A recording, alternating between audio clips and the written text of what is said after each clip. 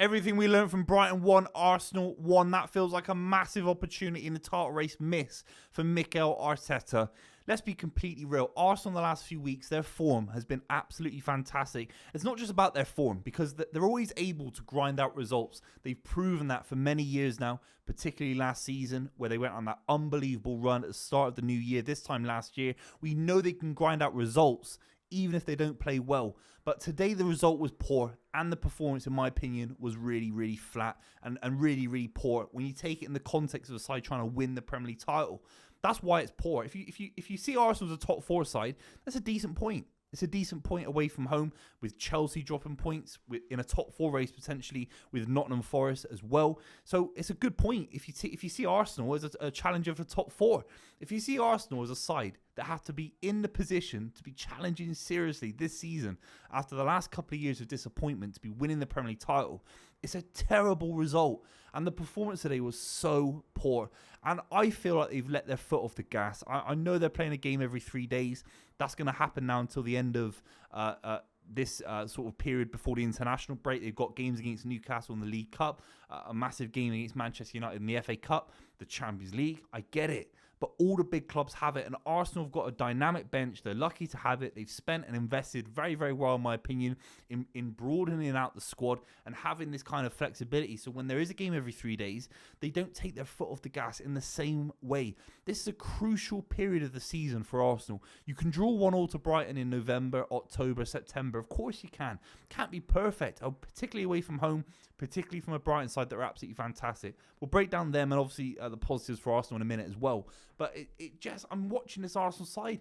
Where's the drive? Where's the belief? Where's the excellent link-up play? Are they getting better? Is this Arsenal side getting better on the ball? Honestly, I think defensively they're still right up there. They've conceded so few goals this season. If you take into account the entirety of the season, one of the best defenses in Europe. Saliba is absolutely fantastic. Same with Gabriel as well. Keeper pulled off some good saves, but you look at them on the ball. Are they ripping sides open? Are they dangerous? How's Arne Slot come into Liverpool and given the likes of Curtis Jones and Gravenberch, these kind of commanding, dominating positions in midfield where Liverpool are crunching sides on the ball? This Arsenal side are still so stiff on the ball. They really are. And they needed Martin Odegaard to come off the bench today and link up play. They looked like a different side when he came on. But even then, he wasn't able to. There was a couple of moments where his touch was just a little bit loose. You just feel, are these guys focused? What are these guys looking to do? What is Mikel Arteta telling these guys? That we can win the title? Or are we a top 4 side? What's he saying to these guys? Because it didn't strike me as a performance of a side that believes they can do anything this season. When they're far in the League Cup, the Champions League form is still decent. The FA Cup's just around the corner, which is a massive competition for Arsenal for obvious reasons. It's just a frustrating performance. It has to be better than that for Arsenal. It really does. Let's just talk about the goal. Ethan Nwaneri, a massive standout performance from him. Again, playing on the right wing for Saka. I like this from day dot. I have been saying on this channel for a long time. Has to be playing more minutes at the start of the season. I thought he was more than good enough when he came on. He was in the North London Derby, his first actual appearance, wasn't it, this season anyway. And he was absolutely fantastic in this game. He was so willing to take people on, so aggressive. At points, I felt like his age, he got found out a little bit. I think got replaced with Martinelli in the second half. And sometimes the things he didn't quite work out. Long term, it can't be that way. He will have to improve. But that's the thing with young players. You look at a young Wayne Rooney when he was 16 at Everton.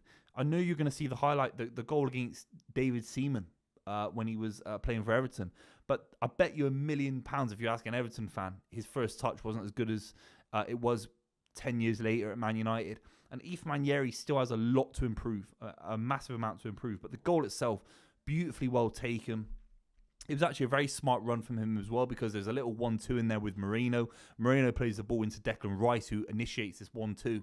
And Ethan Nwaneri kind of takes over from Declan Rice with a deep run and commanding to take over from someone like Declan Rice and not even square it back to anyone, not play it into Jesus, not play it across the keeper, but to shoot past Verbruggen. It's a good finish. It's one of those where it's a good finish and it's poor keeping at the same time from Verbruggen, who you feel that you can get a little bit, because he's obviously a massive guy, must be 6'6". You feel that if you shoot in and around his body, you can probably get him a little bit, and he should be doing a little bit better, in my honest opinion. But Ethan Nwaneri did very, very well to score. And I felt Arsenal were just going to click into this kind of crunch performance, dominate Brighton on the ball. I know it's not easy doing that against a possession-based side like Hurts' side. Of course, it's not easy doing that. But I just felt that Arsenal were going to kick it up another gear. I never saw that next gear. I never saw the next gear. It felt like they were holding on for 20 minutes. And I tweeted about it, and maybe it's a little bit of a wind-up to Arsenal fans. But David Raya, 20 minutes in, a light collision. I think it's with Baleba. I might be wrong about that, or Dringa. A light collision. And he's rolling around. He's just trying to slow the game down. And the dark arts, there's a role for that in a Champions League semi-final with Inter Milan against Barcelona for Jose Mourinho. There's a world for that. We all love the dark arts if they're on your side, of course. But 20 minutes into a Premier League match away from home against Brighton, I think it just sets the tone. I think the tone is all wrong. You can't be time wasting in that way. I've seen it multiple times, so I know it's not a one-off. And yes, I get head injuries happen and keepers can get clattered. But you watch it back, you just think, why is he wasting this? Why waste time? You're a big football club, Arsenal. Get on the ball. And the way you apply yourselves on the ball should be the way you go and win it 2-0, 3-0. If Arsenal had attacked Brighton, they would have won the game 2-0 or 3-0. I refuse to believe Brighton are that good. They picked up some big wins, obviously a big win against Manchester City late on this season. Against a poor Man City side defensively, they're not a perfect side, Brighton. Brighton at the start of the season were pushing third, pushing fourth. They've dropped back down to mid-table. You can definitely get at the centre-backs. You can definitely get around their midfield at points. Baleba was fantastic, but and they probably should have had a couple of goals, Brighton. I'm not trying to slag off Brighton, but Arsenal sat there and they're a little bit frigid. They're a little bit afraid. They're a little bit passive. They're 1-0 up against Brighton. They should be turning the screw, trying to get 2 or 3. Liverpool, if they'd scored in the same minute as Ethan Nwaneri, if it was Salah who'd scored the goal, let's just say, they would have won the game 4-0 against this Brighton side. Honestly, I believe it. They didn't do enough on the ball today. Declan Rice didn't do enough to control it. I know Jorginho's come in, Thomas Partey at right back. But it's a crime to put Thomas Partey at right back. It's an actual crime. I know there's no one on the bench. If you look at the bench, it's very thin. Skelly dropped. Obviously, Calafiori came in, who was decent. Can you not put Calafiori right back?